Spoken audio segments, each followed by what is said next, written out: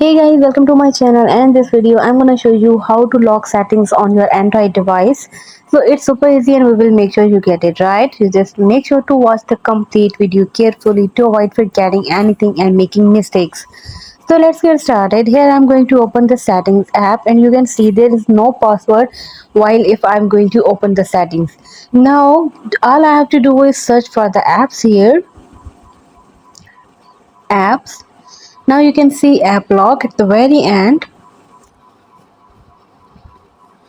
Now select for the settings here, search settings, and here you can see settings app, and you can see that app lock is turned off on my setting, and I can just simply turn on this feature on settings to lock my settings app.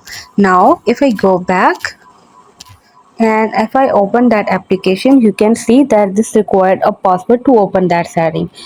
So this is how you can easily apply your lock on your settings. Hope you guys like my video. Please consider showing your support by commenting, liking, sharing and subscribing to my channel for more valuable content in the future.